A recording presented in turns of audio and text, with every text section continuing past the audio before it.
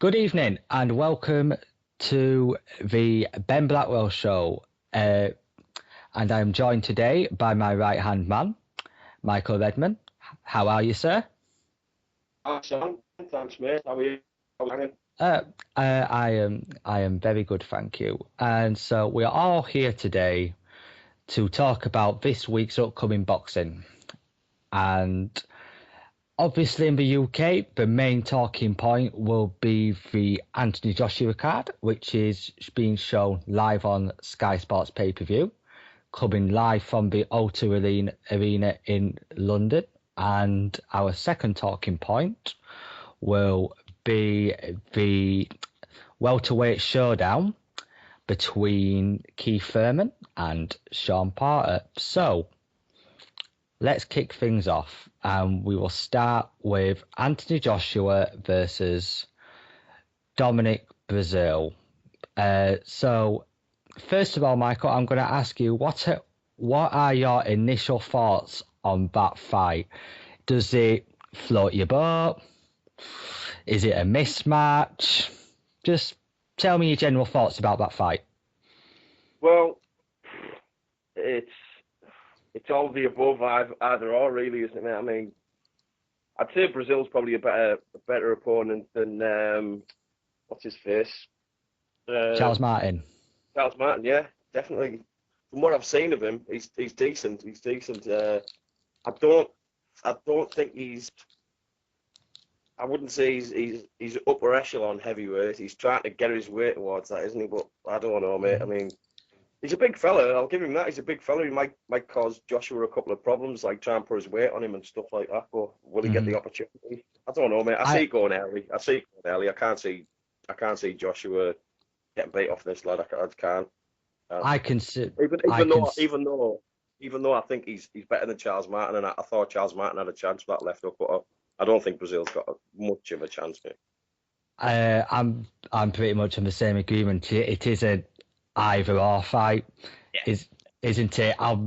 If I'm being brutally honest, if you think about it in the grand scheme of things, it is a quick turnaround from the April fight to this week's fight. It's only 2 and 3/4 months since his last fight, even though that fight did go early. You would have thought from a marketing point of view and a promotional point of view that Eddie Hearn would have took his time, waited till after the Fury-Klitschko rematch and target a very well respected opponent. So I can see that is up against it in that aspect. They didn't want to clash, like with them two fights being close together. But as in regards to Dominic Brazil, this is a lad who got knocked down and got beaten up at times by a 42-year-old Amir Mansour, who in himself, even though he's 42-year-old, a fresh 42-year-old, and was able to let his hands go against him, against Brazil, and had him in severe trouble. But one thing which I will give Brazil for, he does seem to be more naturally a bigger banger. If I see where he's coming from, he carries power, but his technique wise, a little bit to be desired. In his fights, which I have seen, which is, although I will admit, not many, because of due to Dominic fighting in America, his technique is at times poor, where he don't extend his punches with more like half, cuffing shots. Yeah. Especially his hooks, he's very, very wide. He's not a narrow, straight down the fighter. So it's going to be interesting. I think it's more interesting to see how long Dominic Brazil lasts. I think me and you are both in agreement that Joshua should win this quite comfortably. It's just a matter of, can Dominic Brazil push Joshua into deep waters in terms of the length of a fight. How would you rate him, Ben? Would you have Brazil above the likes of Christ? I've gone total blank there. What's that kid he fought the last time before? Christ. Oh, man, come back to me. I would have Brazil. I think, in my opinion, I think he's definitely a top 20 heavyweight. I would say between 15 and 20. Yeah. Just in my opinion. That's what I was going to say. The name just completely went out of my mind there. How would you have Brazil as compared to Dillian White? Would you say Dillian White's better or worse? I think at this... an opponent? Quite hard to judge, really, because if you look at the grand scheme of things, what have both fighters actually done? Although if you're looking at purely resumes and achievements... Brazil got the Olympics? I'm not sure if he qualified. He qualified for the Olympics, but he got knocked out before the medal stage. But interestingly enough, Brazil has said, particularly in the gloves of off, said I was rushed into the Olympics. Where he said I've only had 15, 16 amateur fights, I believe. So I don't know whether he's been fast tracked by the American governing body.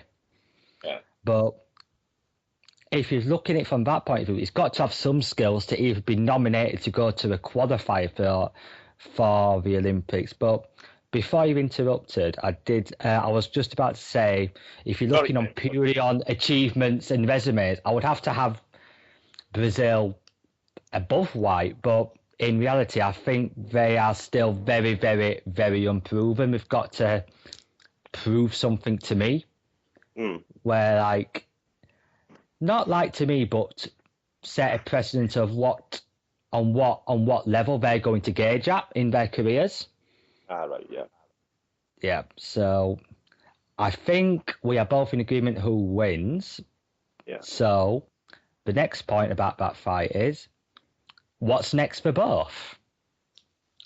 Do you see Joshua having a couple of more soft touch defenses, or Joshua targeting the established names or possibly unifications? I can't see basically Joshua being in any sort of threatening fight until he either gets Wilder. I know he's got that Showtime thing, and Wilder can switch on to Showtime with him and whatnot, but I don't think he's going to be in any sort of a threatening fight until he gets either Wilder or the Fury payday. I think you can't blame him for that business, in it, you know what I mean? So we do the same. It's very, very clever business. It's very, very clever business.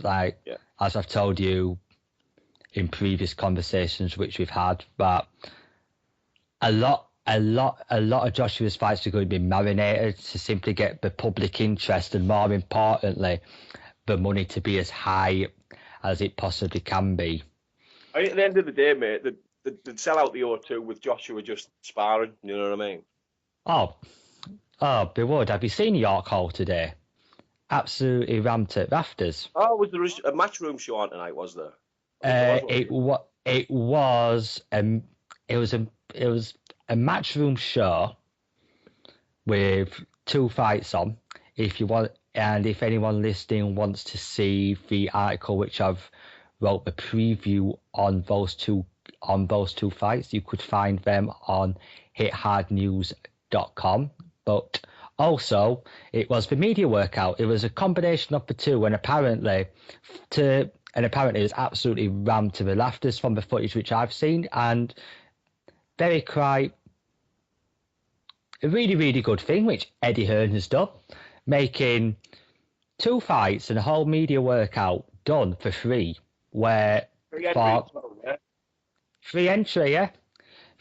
So you cannot grumble on that thing. Very, very good business. Very, very good business. So moving on to the before we move on, what do you see happening next for Dominic Brazil? Could you see him being a possible voluntary defence for Wilder? I think, mate, if he does half decent, I can see the likes of Hen bringing him over again for maybe possibly Dillian White. See how Dillian White does against him. If Dillian White does well against him, he'll put the Joshua rematch versus White up. And that's actually quite a good point, because I don't want to go all too political, but it would be interesting to see whether Heyman fighters will, especially at the caliber of Brazil, in future will be sent over for British prospect, because I believe the money's drying up without Heyman. So maybe he's thinking, I'll cash out on a few of these kids and just take my advisor's fees. Well, he's got the money in the bank fight there, hasn't he? Whenever Mayweather comes out for his 50th fight, he's going to wrangle some major money making racket there. That's his fallback, isn't it? And that's what it's always been for me. It's Mayweather's fucking last fight, basically. Yeah. So okay. On to the next talking point. George Groves versus Martin Murray. This is a fight where. Good fight. I like this fight. A very, very good fight. Be interesting to see what Martin Murray does have left in the tank. He is 33, 34 years old this year. Yeah. So I think personally, if George Groves has got any ambitions of being a proven world level fighter at super middleweight, he's either got to knock Martin Murray out within 6 or 7 rounds, or do an absolute boxing masterclass where it's a complete shutout. So, what's he off? It's a very, very big ask, because Martin Murray is tough as they come. He is tough. He's tough. He's underrated as well, Martin Murray. He doesn't get as enough credit as he should. I mean, he's a world champion to me, mate. At the end of the day, beat Martinez. And was he got the draw against Sturm? Was it in Germany? Was Sturm? Yeah, he won that for me, mate. He was 2 rounds up in that. That Martinez one, the second knockdown, it was a knockdown. It was ruled not a knockdown. So basically, it's like a 2-point swing. He was never going to win the fight in Argentina anyway, but he clearly won for me. So he's a world champion in my eyes. Yeah. I've always believed that Martin Murray. I've always considered Martin Murray to be a world level fighter. Yeah. Whether people disagree with that or not, you cannot take away the fact that he is at middleweight. He is mixed with the who's who. Sturm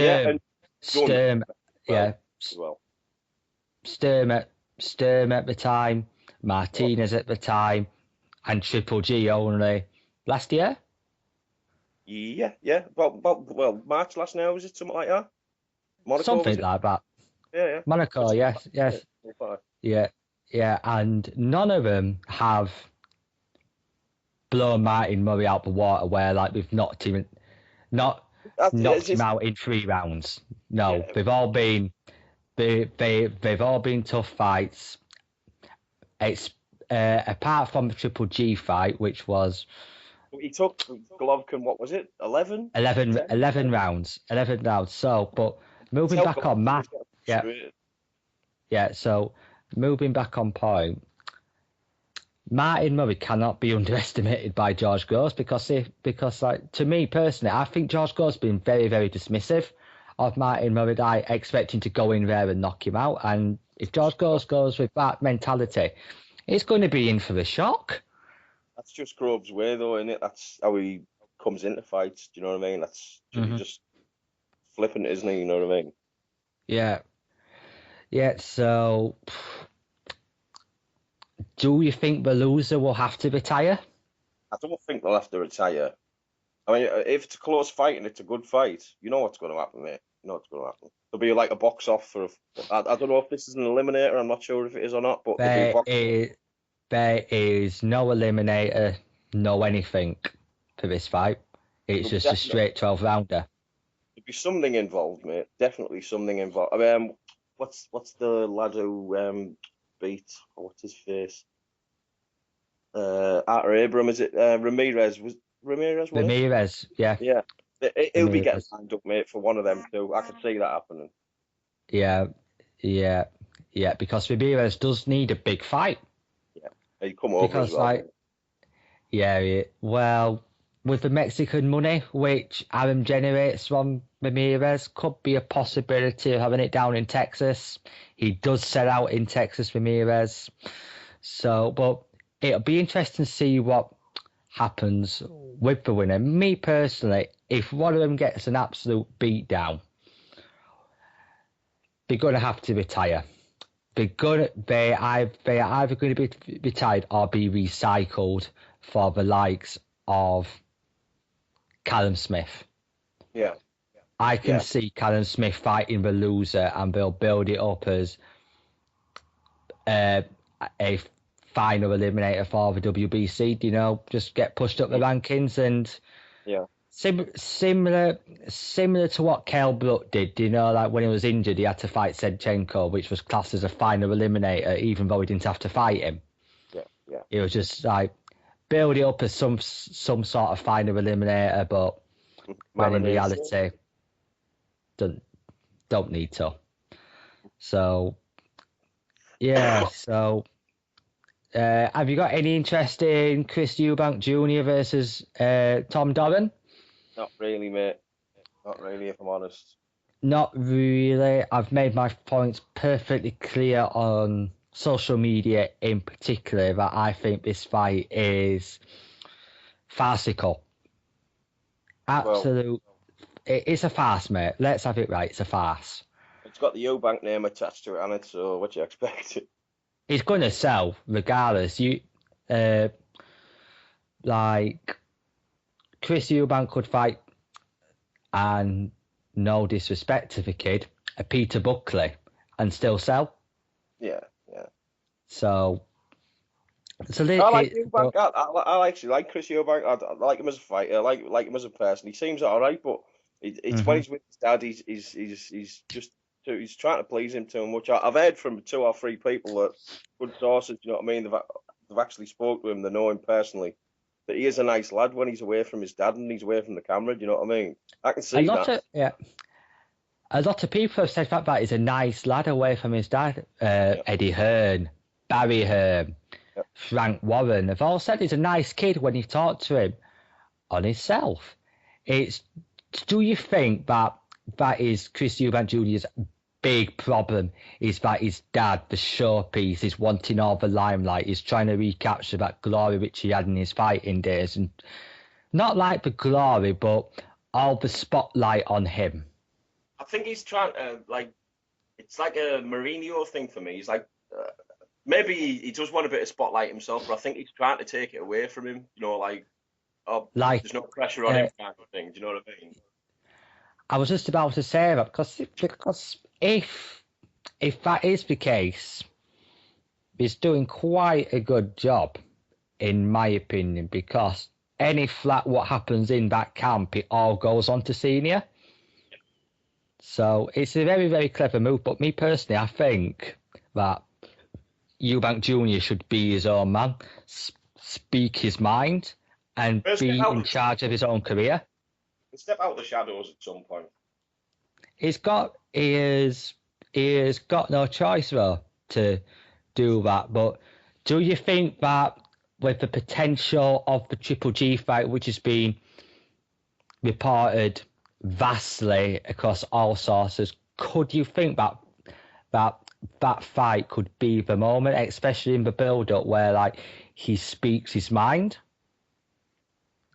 I don't know, mate. All I'm thinking with that Golovkin fight, right? Like it'll be a decent payday for Eubank and that, right? And obviously, if he can pull off, you know, the impossible, if he can Yeah. pull it off, and beat Golovkin, right?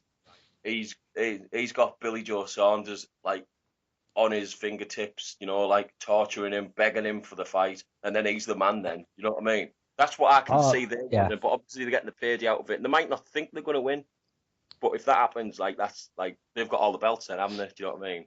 Billy Joe Saunders has Oh, got the other one. They're in the yeah. corner. Like, yeah, yeah. Like, believe it or not, if Eubank does beat Golovkin from fighting dour fighters 18 months, 24 months ago. He could be the man in the division. So it's quite crazy when you think about it. It is, mate. Very, very, very, very, very, very, very crazy. And Billy Joe Saunders and Eubank Jr. That will be a pay-per-view fight, stadium fight, all day long. That could be. I am not going to say it's going to be as big as Froch Groves 2, but it does reek of similarities. If you know where I'm coming from, there's hatred from Billy Joe Saunders' sides and Eubank Jr. History. Yeah. There is lots of history and there's lots of words which have been thrown back and forth. So I think personally that could be Britain's next big in the short term future. That could potentially be Britain's next big super fight, which it would be too. It will be all of the belts. It would be an absolutely monster occasion. Undisputed, mate. Undisputed, yeah. I totally agree on that. Totally agree. Then you'd have Chris Eubank taking Golovkin's moniker, all of the belts. You know what I mean? All of the belts and using some sort of catchy catchphrase. Like we all know that Golovkin used Mexican style. I don't know whether Eubanks will be using Brighton style. I have no idea. Christ, God. I don't want to mention anything about Brighton. I know some nice people from Brighton, but I wouldn't add Brighton to anything in the boxing world. But like you can see where I'm coming from. The Eubanks will be coming up with something similar. Yeah. Oh yeah. Yes. It's all marketing, mate. It's all like a ploy, isn't it? Yeah. So. Slightly off topic, would you have Chris Eubank Jr. as a top 5 most marketable fighter in the UK? Oh, yeah. At this point, yeah. Yeah.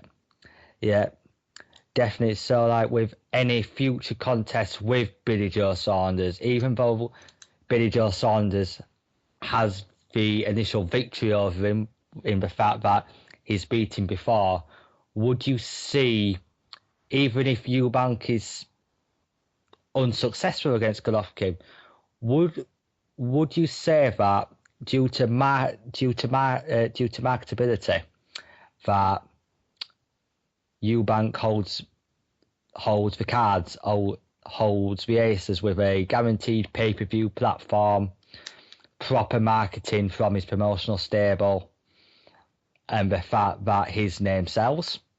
Without the titles, if he doesn't beat Golovkin, you mean, like going into it as he stand? Yeah. Well, Billy Joe Saunders has got the strap, hasn't he? He's got the strap. He's got the victory. Straps don't mean what they did, mate. There's like four of them. You know what I mean? So yeah, it is it's not as big a bargaining tool as it used to be, but it's still a bargaining tool. He's still, even though you'd say Eubank, I don't like this A-side, B-side shit, but Eubank is more popular because he's on the Sky platform. If Billy Joe Saunders was on the Sky platform, he'd be more popular. Simple as that. Exactly. My thoughts entirely. So, moving on to Dillian Whyte. Have you been keeping up to date with his change of opponents in the last 2 days? I don't know what. How many? There's been about 3, hasn't there? There's been 3. The initial opponent, which was announced a couple of weeks ago, was the French heavyweight champion, something like number 8 ranked in the EPU rankings, to my knowledge. Had a record of 10 wins, 6 or 7 losses, and a couple of draws. that fight fell through. Then he was scheduled to, I'm not even going to pronounce his name, some kid from America with some Eastern European origin.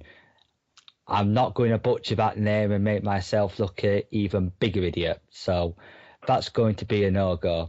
But his latest opponent, which was announced only a couple of hours ago, is the Croatian Ivica Bakurin. And believe it or not, he's a far... Sorry? Yeah, very... I've had to practice, but this kid, Vika Bakurin, was the former opponent of Tony Bellew when Tony Bellew fought in Leeds last year. So he's a cruiserweight / heavyweight. He can make cruiserweight if he wants to, but he's a small heavyweight. He usually weighs in between 205, 215, 220 pounds at the very, very maximum. Yeah. And he's well known in that fight for soaking up a heck of a lot of punishment. So it's going to take a job to get him out of there, but he's going to offer very, very little going forward, especially on 5 days notice. I've just checked White's box rec there, mate, and it's still TBA, so I don't think they're confident in him either. I haven't checked box rec. I'm only going by various articles from Boxing News Online, from John Dennon. If I am wrong, you all know who to blame then. Not me, John Dennon from the Boxing News. But in my opinion, with the weight especially, where this Bakurin weighs in at usually, as I said, between 205 to 215, 220 pounds, is giving away 24, 25 pounds in weight to Dillian White, who comes in anything between 240, 240, 250. So the weight's a mismatch, and I think the boxing ability is a mismatch. I rate Dillian White very highly. It's just that, in my opinion, I think he was rushed to face Joshua, where that fight was so purely on past history and bad blood. So I think now that Dillian White is settled now with a promoter, he's got a long-term deal with Eddie Hearn and Matchroom, that especially in the next 18 months, me personally, I think Dillian White's going to come on leaps and bounds, and I think by the time at the end of that period, he would have fought for at least a British title. I don't know what your views are on Dillian White's progression in the next 18 months to come.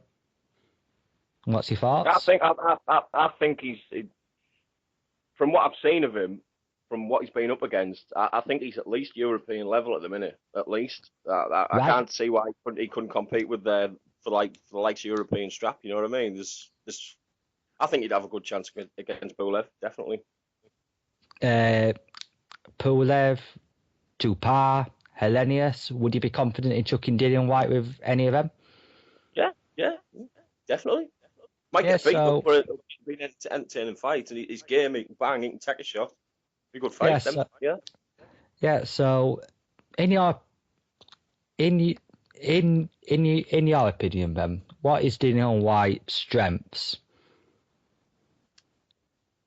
as a fighter? Taking a shot and giving one. He takes a decent shot. He took some decent ones off Joshua, didn't he? And wasn't troubled until the 6th, really. Was it the 6th he got him out of there, or the 7th, was it? 7th round, yeah, but yeah. Into him in the 6th, didn't he? Yeah. But he can take a shot. I mean, we don't know how hard Joshua actually hits yet, so we're unsure on that. But from what I've seen of him, yeah, I think he's at least European level, at least. And he's only 16 fights, is it? Something like that. 16, 17 fights, something like that. Something like that. I would like to see him go British level. Like I do like the traditional route, the old British, Commonwealth, European world. You know. I, I think we all do, Michael. I think we all do. I would like to see him go down that route, but although I would like him to fight the likes of soon on a domestic level. You could ignore David Price straight away because David Price is on his own rebuilding mission. In my opinion, he's not going to take that fight straight away unless there's a British strap or some sort of WBA, WBC, IBF strap involved in that. So I can see Dillian White facing the likes, realistically, the likes of your Dave Allens. Yeah, that's a good fight. I like Dave. I think Dave's quality. He's still. It's one of them fights that there's like nothing's going to come from it though. Do you know what I mean? It's like one's a bit fair on, one's just learning the ropes. It's like they both fight for the same promoter. It's not going to happen, is it? True.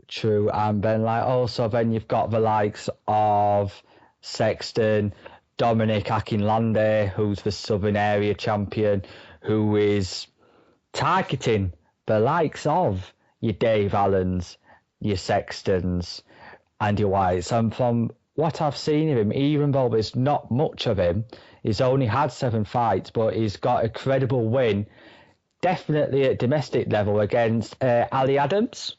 Yeah. Oh, yeah.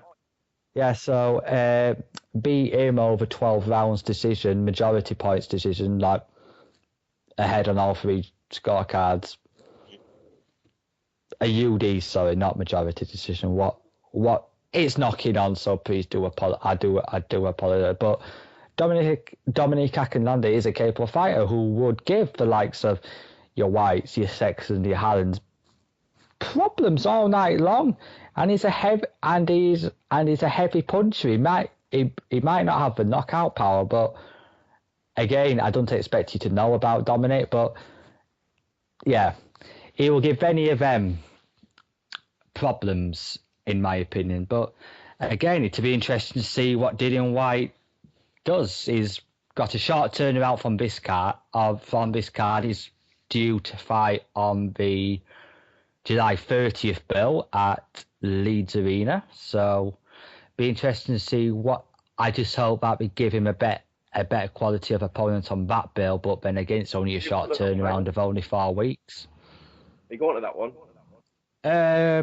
It's my birthday, mate, on that day, so unlikely, but like if I do have any family members listening to this, you've just been told what I want for my 25th, so StubHub, Ticketmaster, you know where to go. If it is Leeds, just called up Josh Warrington, Britain's biggest ticket seller. Yeah, well, you can do that. Yeah, that's all right for you. Oh, I can do that. You can come round to my house and have a cup of tea. Yeah, so, right, moving on. Finally, the big one in the States, Keith One-Time Thurman versus Sean Showtime Porter. Keith once upon a time. Keith once, so I'm guessing that you're very, very dismissive of Thurman then. I am, since his shoulder. Was it his shoulder injury? Knackered his shoulder, didn't he? I think it was his shoulder. Not this car crash thing, the whiplash or whatever. He was. I think. The fight before Colato, he had an injury and he was out for about 9 months. I think it was his shoulder combined with a collarbone injury. Something like that, mate. Yeah, but he's pulling his punches a little bit since then. Whether the injury's still bothering him or not, I think when he's pulled out of this fight with this supposed whiplash a couple of months back, I think that was something to do with his shoulder. Possibly, and because it's in VA, and because it is around that area, you could easily pass it off as whiplash. But enough of rumours and conspiracy theories. The fight. Yes. What are again your initial thoughts of it? very, very, very, very competitive. Yeah. In I would in say. my opinion, I think it's across the board best fight of the weekend. Yeah, yeah, yeah. Standout fight, isn't it? Standout fight against two of the best welterweights in a very, very, very popular and competitive division. So, so, who are you going to back in that fight? I'm gonna edge towards Thurman. I think he's too technically good. Porter. I know Mm, Thurman's not exactly the best on the inside, but that's you don't want to be on the inside with Porter. You want him coming to you, don't you, landing your counter shots and see, Sean yeah, Porter. He's I like him. I like him, but he's one dimensional, isn't he? Like it's what happens when when he's rushing you and he's getting tagged left, right, and centre, and what does he do then? We've never seen his plan B, have we? no, that is one thing which we haven't seen. Plan B. There must be Plan one. B I dare say there must be one.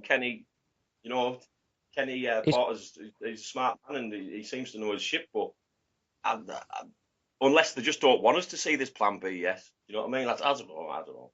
I don't I I don't know myself, but one thing which does interest me: how does Keith Thurman deal with the rushing of Porter being in his face, I think making he's. it dirty? That would be interesting to see.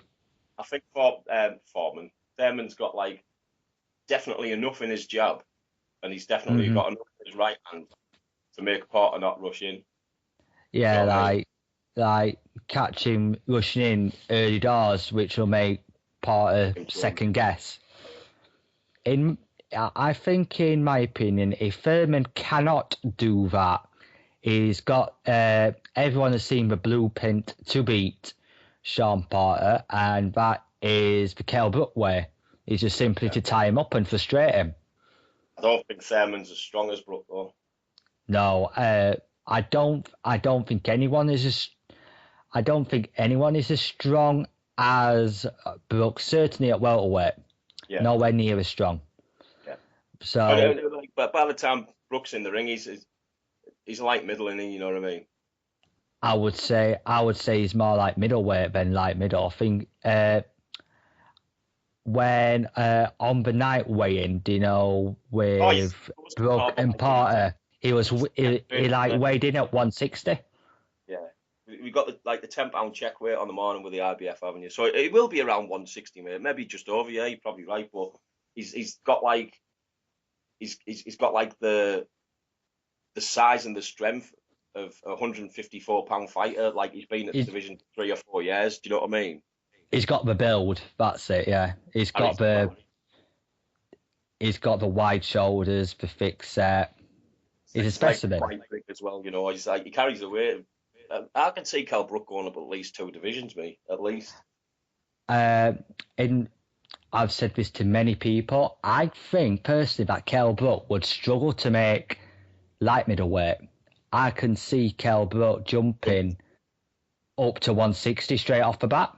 Wouldn't surprise me, man. I mean, 154's apart from Canelo. I mean, by the time Brook goes up, Canelo might be looking to go to 160 anyway. You know what I mean? Golovkin might be beat by then, but yeah, it's like I can see that happening myself, mate. There's better fights at 160, isn't there? You know what I mean? Yeah, definitely, because like 154, even though it is stacked with talent, there's no big name. It's a brilliant division, mate, but it's too much. Yeah. Like it's probably the big. That's why it's not like talked about as much because it's the biggest politically divided division. Yeah, like I agree, because like in my opinion, at 154, the best 154 fighter doesn't have a belt. Demetrius Andrade. He doesn't have a belt. So he did have one, but it got stripped due to he held the WBO, Demetrius Andrade, and then he got it, and then he got stripped. Demetrius Andrade fought Woody Nelson in a WBC final eliminator, I believe. No. Will he fucking he must have some like Al Haymon pictures or something. How many fights does he get in? Uh, too many for my liking. He is Heyman, isn't he, mate? Willie Yeah. Nelson. Yeah. Well, Yeah. how many chances does he keep getting, man? Oh, he's knocking on close Good to. fighter, good fighter. Don't get me Yeah. wrong, but Is knocking on to at least double figures in either title shots eliminators or final eliminators. yeah. I, He's been the showcase fight loads of times, mate. Loads of times. I know he has, mate. I think we all know that. So to round off the show, going to talk a little bit political in the fact Do we have to? the only briefly. Just saying that the IBF have released a statement regarding the fact that they are going to sanction any ranked fighter who competes at the Olympic Games for at least 12 months. So, do you Hang see on, that hang on. is I'm going to do that. Sanction any title list. they're going to sanction, like suspend them, remove them from their rankings or strip them from their titles? Oh, right. Yeah, Oh. so the IBF are going down the WBC route and simply not recognising any fighter in their I think the rankings. WBO said something as well. I know the WBC is just a 2-year ban, isn't it? But I think the Yeah, WBO like balls them off completely. I think they've said like, no, that's it. You're out rankings. You're not a champion anymore. That's it. You start again. I Something have like not that. I'm seen. sure I I did. I ha- It might I have have been the not. IBF. It might have been, but I thought it was the WBO. I have not seen anything from the WBO as of yet, but the IBF will sanction fighters and remove them from their rankings for 12 months. Yeah. So obviously it's a good thing. It need it needs to be done. I know that people are jumping on the bandwagon. Oh, like if Lomachenko was still an amateur, he would spank any professional fighter. Yes, granted, he might do that, but that to me is not my issue. It's the fighter who's coming from a developing nation who's only had 12, 13 fights and been pushed on to these qualifiers, Commonwealth Games, Olympic Games, and become up against for instance, a Triple G, for instance, just plucking a name out the hat. It's just an absolute complete mismatch, especially with no headgear now. Even though I agree that headgear should be removed, due to the concussions. Mm. Yeah. So it's just a complete utter miss. It's like it's just a complete mismatch of physical capabilities and skill capabilities.